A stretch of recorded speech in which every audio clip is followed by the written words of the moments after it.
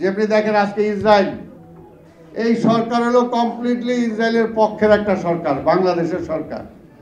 আর মানুষকে ধোঁকাবাজি দিতেছে যে আমরা খুব একেবারে মুসলমানদের পক্ষে আছি, খুব বলতেছে।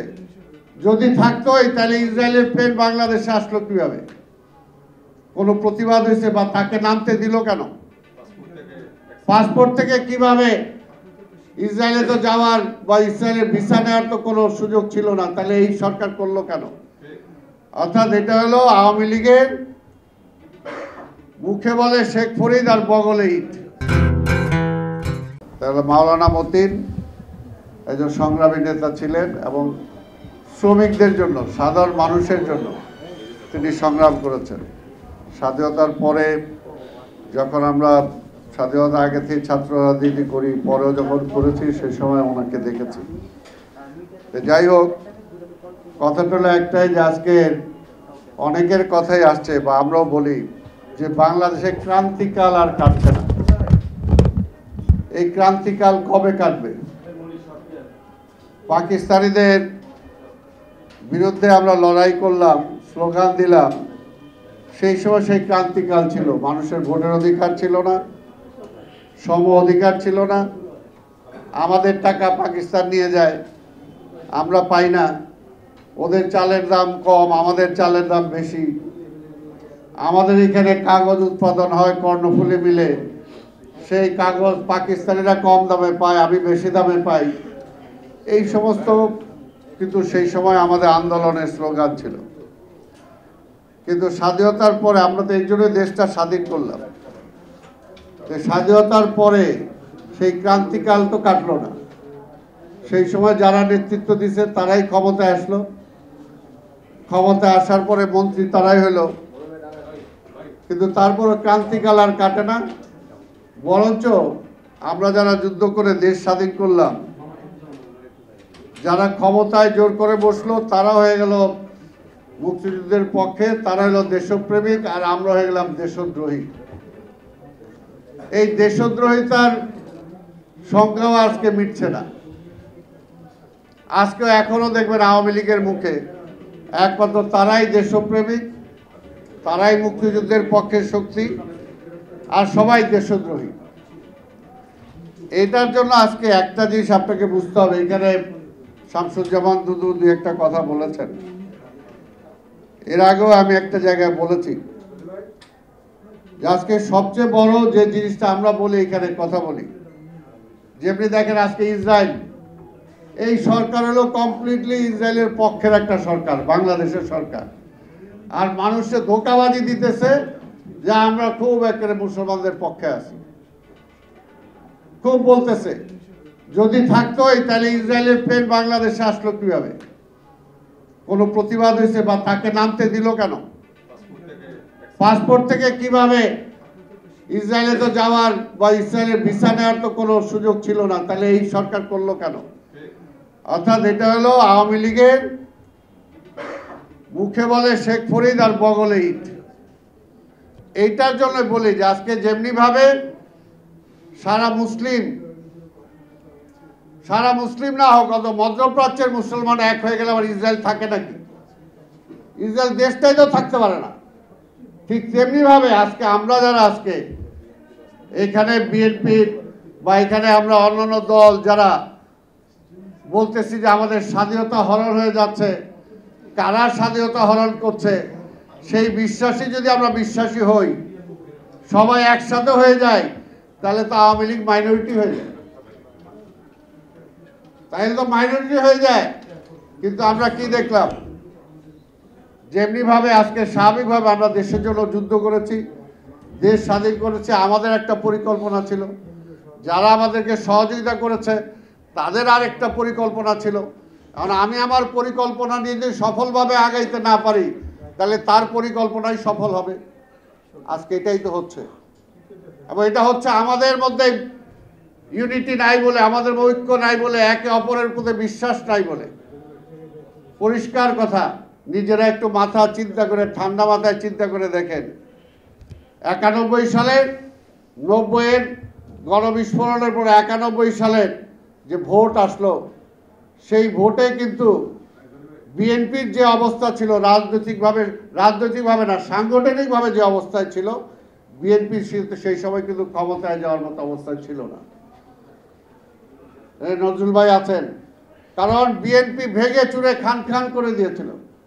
শুধুমাত্র সাবেক ছাত্র নেতারা, যুব নেতারা কিছু ছিল।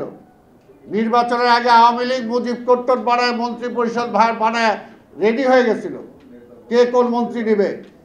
কিন্তু নির্বাচনের দিন সকালবেলা যে দেশের জনগণ কিন্তু সব রেজাল্ট পাল্টায় দিছে। আওয়ামী লীগকে ভোট দেয় নাই, কারণ তারা জানতো আওয়ামী লীগকে যদি ভোট দেয়, আওয়ামী লীগ যদি ক্ষমতায় আসে, আজকে বাংলাদেশের যে অবস্থা, এই অবস্থা হবে। জনগণ সেই সময় চিন্তা করছিল, এই কারণে আওয়ামী লীগকে ভোট দেয় নাই, বিএনপিকে ভোট দিয়ে ক্ষমতায় পাঠাইছে। কিন্তু আজকে তারপরে কি হলো? আমরা কি সবাই সেই সময় বিএনপিকে সমর্থন বা বিএনপিকে সহযোগিতা করে যতটুকু করা দরকার কে কতটুকু করছে চিন্তা করেন? তারপরে 96 সালে কি হলো? আজকে শেখ হাসিনা বড় বড় কথা বলেন, ধমক দেন, খবরদার, ওই আর্মিকে বলে, রুকে বলে, খবরদার তোমরা যদি চিন্তা করো ক্ষমতার, তাহলে খবর আছে। 96 সালে কি হলো? এখানে কামাল ভাই আছেন, সিভিল কু হইলো। এই যে সচিবালয়ে লোকজন বের হয়ে সেই সময় আর্মিরা যেরকম এর আগে কু করছে, কুয়ের জন্য তাদেরকে দায়ী করেন, সেই সময় সচিবালয়ের এরা বের হয়ে কু করলো। তার জন্য কয়জনের বিচার হয়েছে? মহিউদ্দিন আলমগীর সহ মন্ত্রী হয়েছেন। আবার দোষ দেন তাদের যারা দেশ আছে, তারা কু করলে কু হয়ে যায়, আর তারা কু করলে কু হয় না। তো কাজেই ওই সময় এই ধারাকে যাতে ব্যচ্যুত করা যায়, সেই কারণে কিন্তু সেই সময় সেটা হয়েছিল। এবং রাজনৈতিকভাবে কে কোথায় ছিলেন আমরা চিন্তা করতে পারি। তাই ভাইয়ের আমার, আজকে যে সময়টা এসেছে, এই দাবি বা এই আন্দোলন শুধুমাত্র বিএনপির না, শুধুমাত্র বেগম খালেদা জিয়া বা তারেক রহমানের না। আজকে এই দেশটাকে যদি আমরা রক্ষা করতে চাই, দেশের স্বাধীনতাকে যদি রক্ষা করতে চাই, গণতন্ত্রকে যদি রক্ষা করতে চাই, তাহলে আজকে আধিপত্যবাদের শক্তির পক্ষে আজকে যাদেরকে ক্ষমতায় বসানো হয়েছে, আরে ভাই তার রাগ ডাকের কিছু নাই। আওয়ামী লীগ নিজে বলছে, আওয়ামী লীগের সেক্রেটারি কয়েকদিন আগেও বলছে যে ভারত সহযোগিতা করছে বলেই আমরা জিততে পারছি, ক্ষমতায় আছি। কি বলছে না এটা? তাদের কি রাগ ডাক আছে নাকি? তারা তো পরিষ্কার, তাদের দালালি করেই তারা আজকে ক্ষমতায় আছে। কাজে তাদের দালালি যারা করে, তারা তো তাদের পক্ষেই গুণগান গাবে, এবং সেটার জন্যই তারা করতেছে। আমাদের কথা হলো পরিষ্কার, আমার যে পক্ষে থাকবে আমি তার পক্ষে আছি, যে আমার বিরুদ্ধে আছে আমি তার বিপক্ষে আছি। আমেরিকা আমার সেই সময় 71-এ আমার বিরোধিতা করেছে, আমি বিপক্ষে ছিলাম। চায়না আমার বিপক্ষে ছিল, আমি বিপক্ষে ছিলাম। আজকে যদি আবার সে আমার পক্ষে থাকে, যে আমার বিপক্ষে থাকবে, আমি তার বিপক্ষে থাকবো। ইন্ডিয়া আমাকে সমর্থন সহযোগিতা করেছে 71 সালে, অবশ্যই আমরা সেটা স্বীকার করি। সেই ঋণ আমরা শোধ করতে চাই, কিন্তু এই ঋণ কি সারা জনম খালি টানতেই থাকবো? তার মানে তারা কি খালি আমার উপর ডমিনেট করতে থাকবে? আমার বাংলাদেশে কে ক্ষমতায় বসবে, নির্বাচনে কে জিতবে না জিতবে, তার হস্তক্ষেপ করার কোনো অধিকার আছে? তো সেটা আমি বলবো না। এটা বললেই কি আমি মানে রাষ্ট্রদ্রোহী হয়ে গেলাম, ইন্ডিয়া বিরোধী হয়ে গেলাম? নো, এটা আমি আমার বাংলাদেশি হইলাম, বাংলাদেশি। 1 জানুয়ারি 2024 চেঞ্জ টিভি পা রেখেছে সুরভিত 6 বছরে।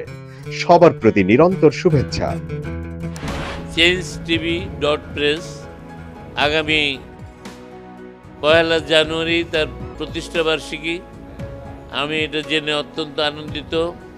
আমরা আশা করছি changetv.press মুক্তিযুদ্ধের পক্ষে তারা কথা বলবে, সত্যের পক্ষে কথা বলবে, নিরপেক্ষ বলে কিছু নেই, সবসময় সত্যের পক্ষে থাকবে, এই প্রত্যাশা ব্যক্ত করছি। এর কলা কুশলী সবাইকে অভিনন্দন জানাচ্ছি, এর শ্রোতৃমণ্ডলীকেও অভিনন্দন জানাচ্ছি। 1 জানুয়ারির যেমন অভিনন্দন, একই সাথে চেঞ্জ টিভির প্রতিষ্ঠানের জন্য সবাইকে অভিনন্দন। changetv.press এক ফোঁটা হলুদও নেই।